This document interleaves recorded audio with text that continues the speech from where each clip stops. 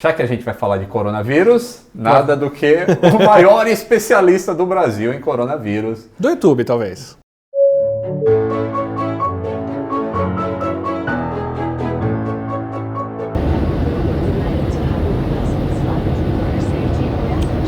Saudações aeronáuticas.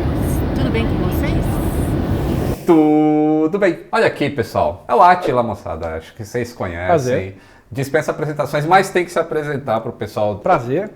Átila, biólogo, pesquisador, e relevante nessa hora porque essa parte do pesquisador foi estudar vírus, justamente. Trabalhei bastante com virologia e apresento Nerdologia, que é um canal de cultura nerd de longa data, e agora tem um canal meu, Átila Yamarino. Trouxe o Átila aqui porque eu fiz um vídeo sobre o coronavírus logo no início, tá aqui, ó, o vídeo. Eu falava sobre a possibilidade de contaminação dentro de um avião. Perfeito. E para os dados que eu tinha naquele momento, só estava mais contido lá na China, ainda não tinha acontecido os casos na Itália e tudo mais. Também mencionava que o vírus não era um aerossol, que era transmitido pelo ar. Então você tinha que estar perto da pessoa que estava contaminada para que isso não acontecesse. Mas de lá para cá, eu acho que ele não virou um aerossol ainda, é ele que vai explicar isso, mas eu percebo que as empresas aéreas estão começando a sofrer um impacto muito gigante disso, e eu acho que a gente tem que conversar sobre isso, porque aí não afeta só a empresa aérea, vai afetar a economia mundial, esse problema do vírus. Antes de tudo, Lito, o corona é um vírus que pode espalhar pelo ar, assim como a gripe. Pode durar um tempo no ar, sim, mas o avião tem o tratamento todo feito para não passar. Só para deixar as pessoas bem claras disso, o problema atual da aviação com o coronavírus não é a transmissão do vírus dentro do avião. É o que acontece ao redor dos aeroportos e do avião e da viagem que é preocupante. Então, isso não muda, preocupação em voo está sendo super tranquila. O Brasil, inclusive, toda vez que chega alguém de viagem aqui com coronavírus, eles vão atrás das pessoas que estavam sentadas no avião próximas, até agora não pegaram ninguém contaminado. Então, nesse sentido, está sendo muito tranquilo. Do voo em si, o grande impacto está sendo o que motiva os voos que está mudando, né?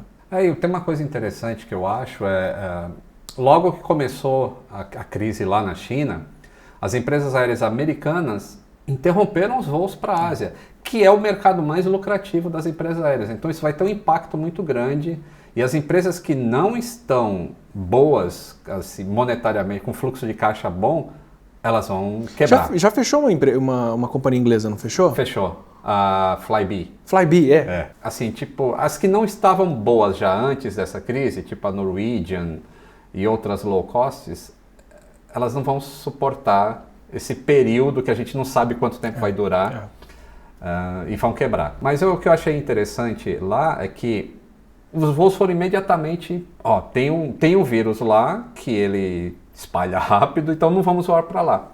Mas aqui no Brasil não se tomou uma atitude em relação aos voos que vêm da China para cá. A gente continua tendo a empresa aérea chinesa, ela vem e... Eu consigo até te dizer por que eles fazem isso e que sentido que faz. A China, principalmente, tem um histórico muito grande com o coronavírus, de como eles se preocupam, que foi a SARS de 2003. Que em 2003 eles não falaram que estava acontecendo um problema de pneumonia dentro do país por 4 meses, 5 meses. Foi de novembro até março. Aí, pessoas se contaminaram na China, foram para Hong Kong, que é um hub enorme de viagem, né?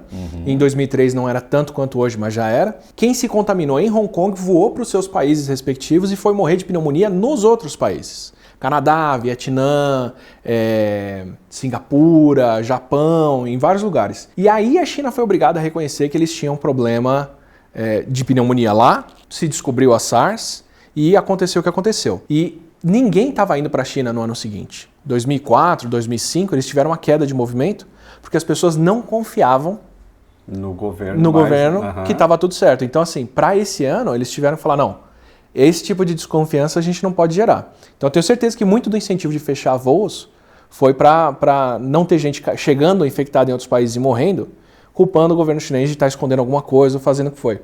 Tanto que se a Itália tivesse feito essa mesma coisa, de impedir as pessoas de irem para a Itália, se contaminarem e voltarem, a gente não tinha pelo menos uns 10 casos aqui no Brasil, dos que a gente pegou. Mas fechar a fronteira para o pessoal não entrar, não funciona bem. Imagina agora que a gente falasse, ninguém pode voltar da Itália para o Brasil. Quem está na Itália e precisa vir para cá, vai fazer o quê? Vai pegar um trem, Vai para Londres, vai para Alemanha, vai para Rússia, vai para qualquer outra cidade europeia. E vem de lá, né? E vem de lá. E então compensa mais o governo falar, não, deixa o pessoal vir, a gente testa e acompanha quem tiver sintomas, do que de repente você não está acompanhando um cara que veio de Zurique com coronavírus, mas você descarta porque, não, ele veio de Zurique, ele não veio de Roma. E eu falei também no vídeo, eu achei, né, naquela época, que não era eu achei que estava se fazendo uma tempestade em copo d'água, que era uma simples gripe, a princípio, porque a taxa de letalidade era baixa e a gente tem uma sarampo aqui no Brasil. Putz, dengue. Que o alcance é muito maior, né? Mas parece que o negócio não é bem assim como eu achava. Para você que vai pegar o coronavírus, se pegar, é muito tranquilo. A letalidade é relativamente baixa, é 2%, ainda não é um absurdo. É 20 vezes mais do que a gripe, mas mesmo assim não é um negócio pavoroso. O SARS em 2003 era 10, 20% de quem pegava. Aquilo era um negócio assustador. A Ebola é 40% de quem pega. Aquilo é assustador. 2% é uma coisa que não é aquele risco todo, a não sei se você for idoso ou tiver nos grupos de risco mais sérios. Mas 20% de quem pega o vírus precisa ser internado e ir para o hospital. Só para explicar o que o vírus faz. Ele é um vírus pulmonar, ele vai entrar no pulmão e vai destruir todo o tecido do pulmão. Para a maioria das pessoas isso não chega a ser tão sério e vai dar um pouco de falta de ar. Além de uma gripe normal, tipo nariz correndo, dor de cabeça, febre. Nos casos mais sérios, ele compromete tanto do pulmão que você não consegue mais respirar bem. Ele dá uma falta de ar séria.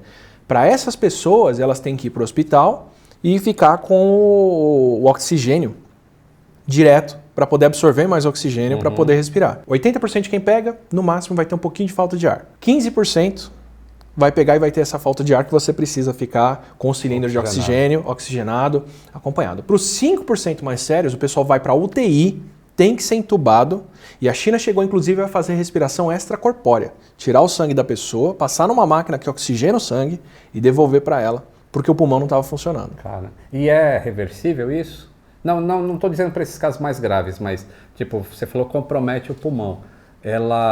Depois que você sara do vírus, o pulmão recupera? O pulmão recupera, todo mundo que a gente está vendo está voltando bem, embora fique, sei lá, um mês ali ainda meio com dificuldade para respirar e por aí vai. Nos casos mais sérios pode fazer cicatriz no pulmão e aí vai te comprometer a respiração por um tempo.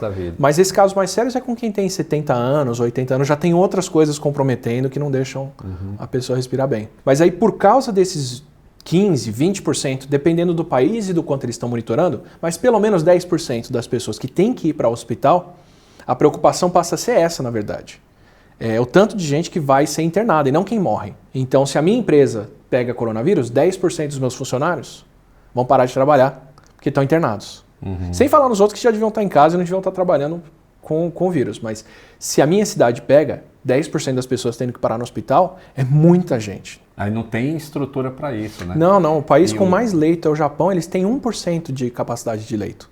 Tipo, a qualquer momento eles conseguem atender 1% da população em hospital. Ao mesmo tempo? Ao mesmo tempo. E já tem gente internada por vários outros motivos no hospital. Então a preocupação é essa, é segurar o vírus tempo suficiente para o número de pessoas que está precisando ser internada nunca ser tão alto que você superlota o hospital. Na verdade, ele é um vírus que ele causa mais estrago econômico no mundo global, né? Global do que o estrago físico. Exatamente. Então a gente fica nesse contraste em que as pessoas não têm medo e não deviam ter, porque para elas o vírus não é preocupante, mas quem cuida da infraestrutura, do transporte, de saúde e outras coisas, tem muito medo, porque não pode deixar isso tudo ser comprometido tão rápido. Eu tenho um amigo, Martinelli, ele mora na Itália, e perto de onde estourou mesmo os primeiros casos lá.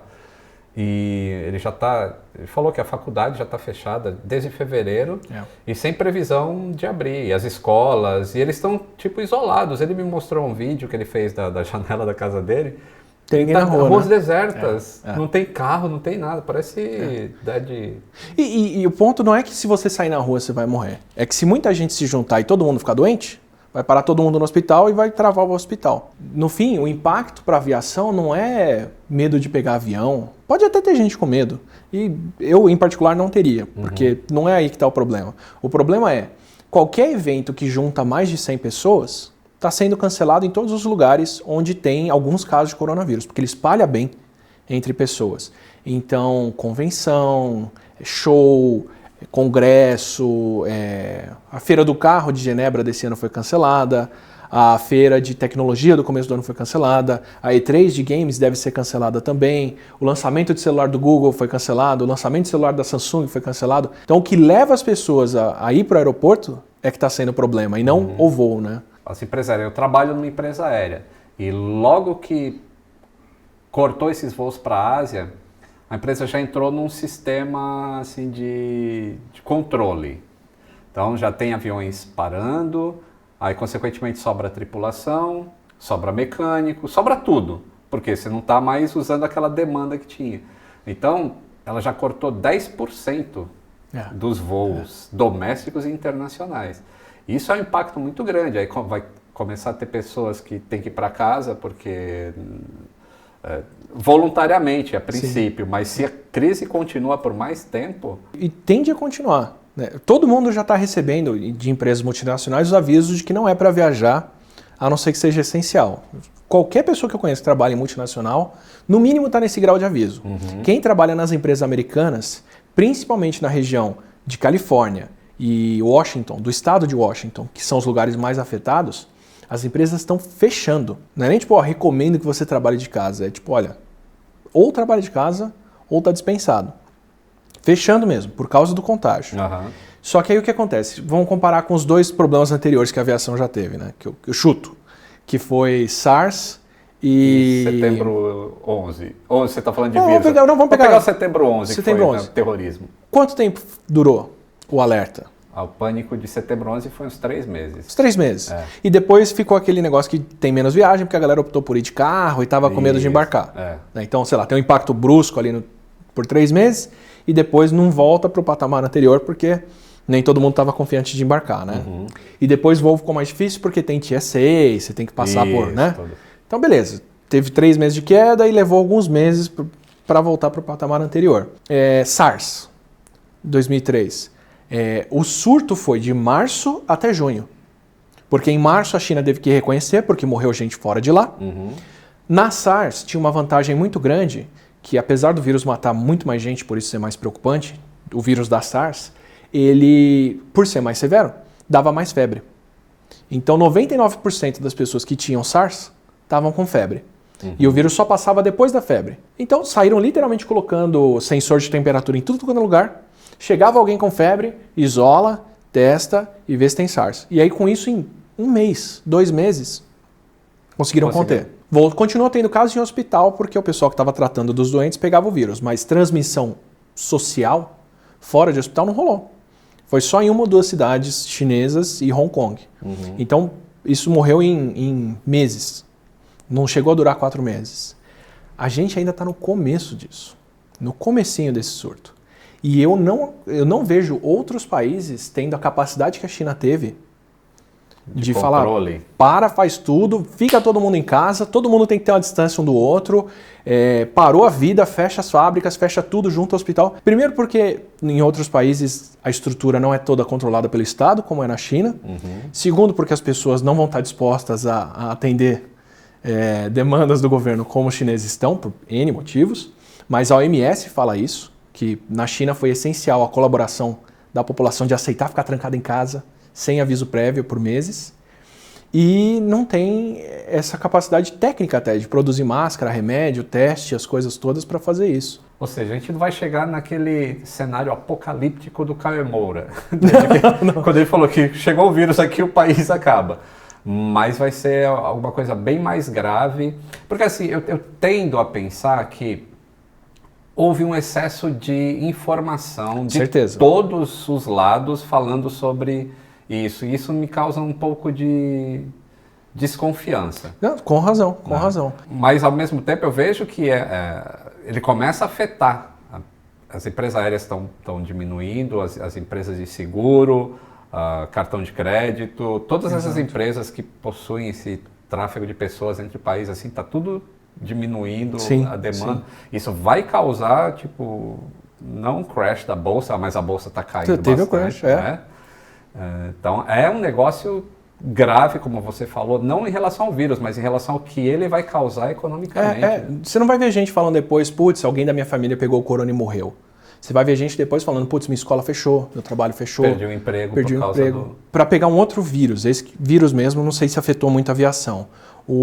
A gripe suína de 2009. A gripe suína, ela teve um começo parecido com o que a gente tem agora, mas que não se concretizou. Porque quando ela começou a espalhar, estava todo mundo com medo do que uma gripe poderia ser, que não se manifestou.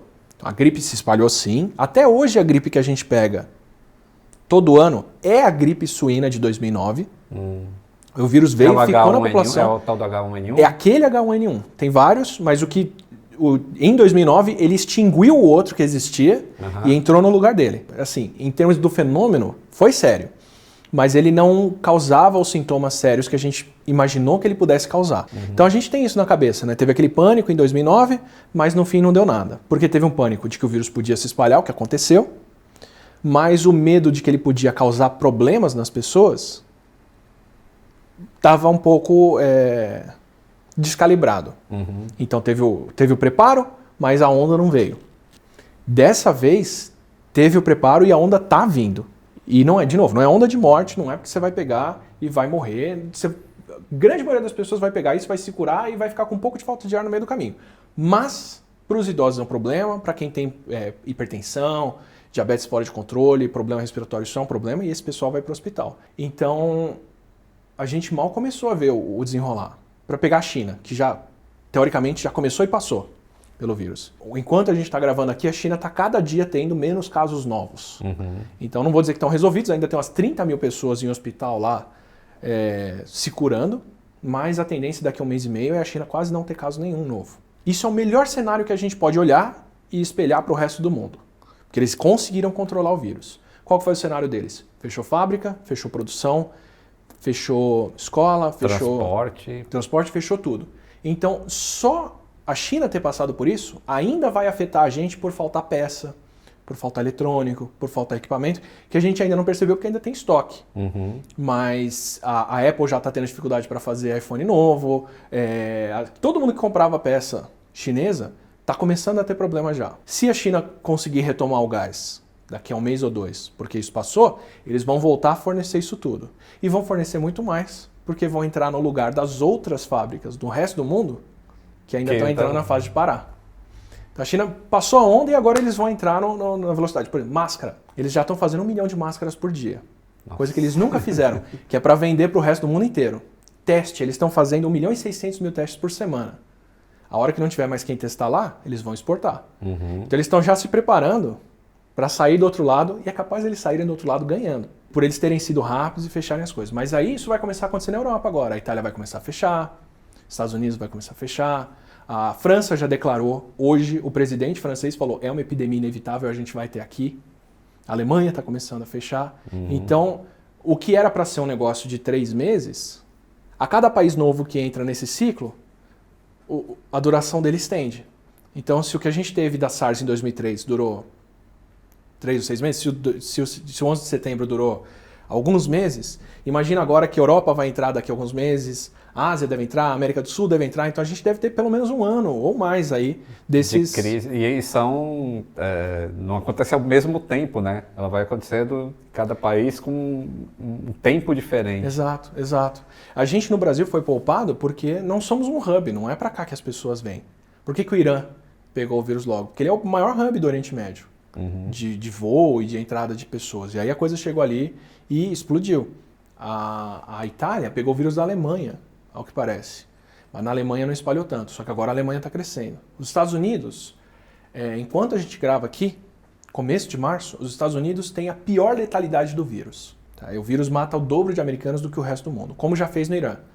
O que isso quer dizer? Que tem um vírus especial lá que está matando todo mundo? Tem mais gente velha lá. Quer dizer que tem mais gente pegando o vírus que não sabe. E curiosamente mais na costa oeste, que é onde vem... Que é de onde vem o pessoal da Ásia. Da Ásia. Mas assim, tem um ponto nos Estados Unidos que é muito sério, que é Washington, que eles estão acompanhando, como o Brasil fez, de coletar o vírus, ver o genoma dele, para entender o que está acontecendo. Aqui para o Brasil foi tudo bom porque a gente conseguiu saber muito cedo que, de fato, todo mundo chegou da Itália. Então, maravilha, pelo menos confirma que a gente está sabendo monitorar o lugar certo. Seria estranho alguém chegar com um vírus da China, do Irã, e ninguém saber de onde veio. Enquanto está vindo da Itália, tá todo mundo ciente. Em Washington, nos Estados Unidos, eles estão fazendo o mesmo tipo de monitoramento e eles estão vendo o mesmo vírus lá há mais de um mês. Então, o que isso quer dizer? Quer dizer que o vírus não está vindo de fora. Ele já estava lá. Ele já está lá desde pelo menos, se eu não me engano, 15 de janeiro. Então deve ter muita gente com coronavírus lá que não sabe, não está sendo testada, não entra para a estatística e a gente só vê quem morre. Então parece que o vírus está matando muita gente, mas é porque eles não têm ideia de quanta gente pegou. E o sistema de saúde deles é bem cruel, escroto, né? Só para deixar esse ponto muito claro, gente. Cada um com o seu sistema de saúde, não estou julgando eles, mas um sistema de saúde onde você tem que pagar 3, 4, 5, 7 mil dólares de despesa hospitalar para poder fazer um teste que é gratuito, você não vai fazer o teste. Mesmo que o plano de saúde fique com o grosso dessa despesa e você tem um rebate lá, que eles falam, né, que é o contrapagamento. Eu só vou pagar 300 dólares, 500 dólares. Tá bom, mas se eu tiver que testar 3 vezes, porque eu tô com gripe ou outras coisas, então eu não vou testar. E aí testar ele, a esposa, essa conta só vai, né? Eu tinha uma curiosidade que assim, uma vez que esse vírus ele te infectou, aí o teu organismo cria o anticorpo para ele. Então você não vai, mesmo que você esteja exposto ao vírus novamente, você não vai pegar. A gente se assustou por um período achando que as pessoas podiam pegar mais de uma vez, mas parece que depois que a pessoa se cura, ela ainda pode ter um pouquinho de vírus no pulmão, não causa nada, não transmite, mas detecta no teste. E aí parece que ela pegou 2 vezes, quando foi uma só. E o que acontece com esse vírus depois? Porque acho que até você respondeu a pergunta, que é o que aconteceu com o HN1 lá de 2009. Ele continua vivo. Continua aí. Por aqui. Esse também é um que pode continuar. Sim. Não tem como extinguir um vírus. Tem como extinguir um vírus com vacina. Tem um vírus que a gente conseguiu extinguir no mundo, que é a varíola, porque a gente tem a vacina para ela. É só por causa dessa vacina que não tem 50 milhões de pessoas morrendo por ano. Porque a varíola era mortal mesmo, assim, ela matava mais de 10% de quem pegava. Foi a doença que mais matou gente de 1900 até 2000. Apesar de ter sido extinta no meio do século. Mas a gente distribuiu vacina bem o suficiente para todo mundo no mundo estar imune à varíola, e aí ela morreu. O sarampo a gente podia ter feito isso. A gente erradicou o sarampo aqui e voltou. É porque o sarampo é muito mais contagioso do que qualquer outro vírus que a gente conhece. Alguém com corona pode passar para 2 pessoas. Alguém com sarampo pode passar para 13, 15, 20. Ele é absurdo, mas a gente consegue controlar com a vacina. A ideia é justamente atrasar o coronavírus o suficiente para dar tempo de ter uma vacina pronta para todo mundo o quanto antes. Olha, informações importantes, inclusive para esses antivax, né? Que vai ser quem vai passar o corona. Assim como os terraplanistas, você tem o pessoal que é contra a vacina lá no seu canal, né? Tem, só que o terraplanista... Muito pouco. Só que, como eu já falei, né, o terraplanista ele é só um idiota, ele causa um mal intelectual. O antivacina, isso causa mal para todo mundo. Por isso que eu já vou apontando aqui. Antivacina, que não se vacinar contra coronavírus, vai ser quem vai estar passando esse vírus para o resto da sociedade, assim como quem não toma vacina de sarampo hoje, é quem está causando esses surtos loucos que a gente vê a essa altura. Porque eu e você, se a gente tomou a vacina lá na infância, pode acontecer da gente perder essa imunidade depois de 20 anos, 30 anos, que a gente foi vacinado. Normalmente, a gente está protegido porque as crianças que estão sendo vacinadas não passam o vírus para a gente. Se aparecem uns doidos antivacina aí, eles passam o vírus para a gente. E aí você descobre que perdeu a imunidade porque você pega a doença de novo depois. E com corona a gente poderia entrar numa dinâmica parecida. Mas é isso, até lá o que vai acontecer, eu tenho certeza que vai te afetar por mais tempo ainda, é convenção fechando, congresso que não acontece, a empresa que não faz mais viagem para sede, todo mundo fazendo teleconferência. Então, só para reforçar, gente, não é o medo dentro do avião, você tem que viajar, viaja, se cuida como tem que se cuidar com qualquer gripe, lava bem a mão, passa o álcool gel, se for tossir ou espirrar, espirra como Drácula, né, dá escondidinha, beleza, vida que segue. Mas os motivos para voo, para convenção, para outras coisas é o que vai mudando com o tempo. A gente está vendo aí todo mundo comprando álcool gel, faltou álcool gel nas farmácias em São Paulo, máscaras que podem ou não ser eficientes, e luvas, e isso é realmente um meio de prevenção ou isso é um pouco hype? Vou do mais garantido pro para o mais hype e menos eficiente. O mais garantido é lavar a mão. O tempo todo, sempre que você sai, sempre que você toca em outras coisas.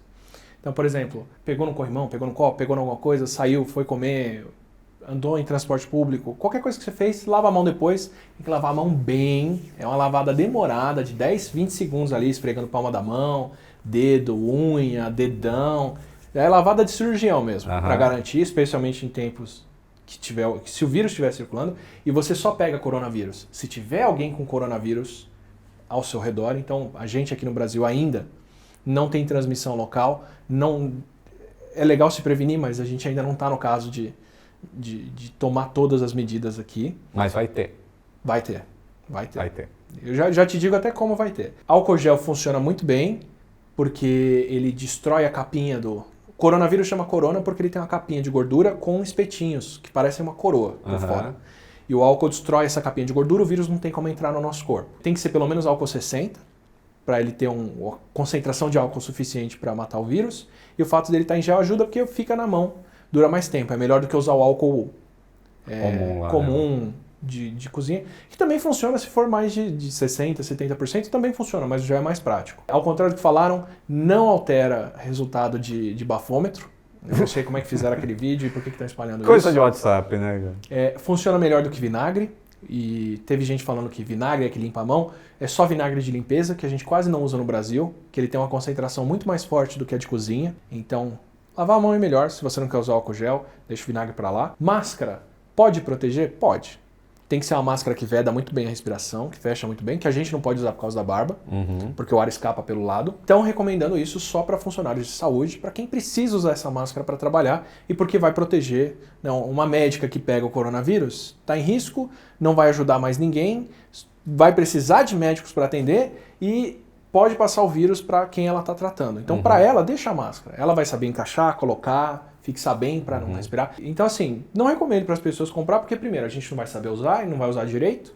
E segundo, deixa para quem é profissional de saúde e está atendendo bem ali. E luva é a pior coisa que a gente pode usar. Porque a luva, ela protege a mão, mas ela não te impede de pôr a mão em alguma coisa suja e pôr a mão no rosto, assim como a máscara. Eu já vi gente no metrô levantando a máscara para comer, ou põe a mão na coisa e coça o olho. Acabou com o uso. Tanto que a Coreia falou, mais importante do que máscara pra gente está sendo visor. Que é para não levar a mão pro olho e não pôr a mão no nariz o tempo todo, como a gente faz normalmente. Eu devo ter feito umas 5 vezes no vídeo e não reparei. Então esse tipo de equipamento só funciona...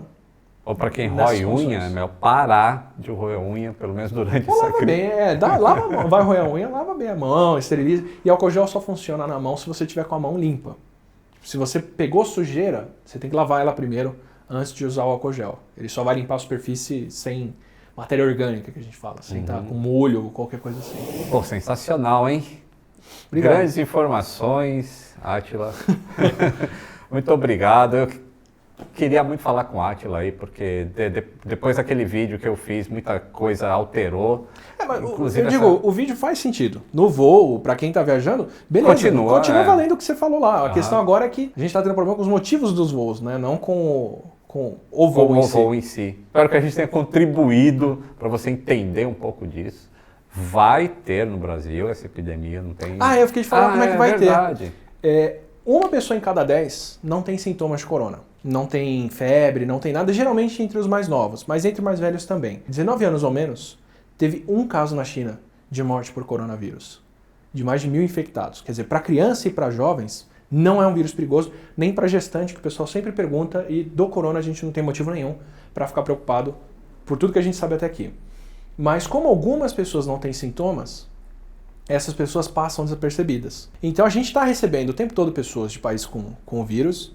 Se barrar a viagem deles, elas vão vir de outros lugares, a gente vai receber da mesma forma. É inevitável que uma hora ou outra entre alguém que não vai ter sintoma e vai passar o corona para mais gente. Aí a gente começa a ter um contágio local. Enquanto esse número é baixo, dá para descobrir aquelas pessoas com sintomas, ou até quando manifestam a pneumonia, ir atrás delas, ver quem veio de fora e garantir que está todo mundo isolado, quarentenado e protegido. Mas a hora que você tiver Itália, França, Alemanha, Inglaterra, Suíça, Espanha, Portugal, que manda muita gente para cá, Estados Unidos, México, Canadá, com casos, chega uma hora que você não tem como impedir essas pessoas de entrar. Então, É meio que inevitável que a gente tenha casos aqui sim, e tem planos do governo e tudo para quando vier a coisa acontecer. E é aí que a nossa vida muda. E curiosamente, eu acho que tem o ciclo também, né? Ele começa no inverno, que é a temperatura mais propícia, né? Parece ser, para gripe a gente sabe que é. Sim. E aí ele começa a se espalhar para o mundo, então ele chegou no Brasil no momento que a gente está terminando o verão e agora vai começar a baixar. E foi um verão com surto de gripe. Então, só para lembrar as pessoas que gripe também pode passar no verão. Isso, teve bastante. Eu mesmo peguei gripe e eu sou vacinado, hein? Então, quer dizer, eu me vacino todo ano. Esse ano o vírus da gripe conseguiu escapar da vacina. Para quem quiser tomar agora, só depois de março, que as vacinas do Brasil vão estar atualizadas, que a gente atualizou o antivírus para pegar o vírus de fora. Mas e aí, a gente está entrando para o inverno. Então, assim, é o timing de chegar dos outros países todos terem surtos, porque tiveram viagem primeiro, então no inverno, e a gente entrar no inverno aqui e começar a receber gente. Para quem quiser acompanhar, tem um vídeo no meu canal sobre corona e tudo, mas no Twitter e no Instagram, em @oatila, eu tenho feito atualizações diárias, e eu montei um grupinho no Telegram, que é Corona_Atila, se você procurar, um canal, com só os videozinhos curtos, simples, para o pessoal poder jogar no WhatsApp, compartilhar para a família, informando. Eu estou tentando ao máximo só falar do que é essencial, porque de verdade, não é... A gente vai saturar um pouco disso, já está cansando, já tem muita gente falando, né? Tem muita informação sobre corona, mas é uma maratona dessa vez. Os outros foram uma corrida rápida, corre para tentar se proteger. Agora a gente tem uma maratona de 1 ano pela frente aí, pelo menos, para segurar o que deve vir. Mais uma vez, muito obrigado, Átila. Átila. Foi um prazer. Foi muito legal ter você aqui. E nos vemos no próximo voo.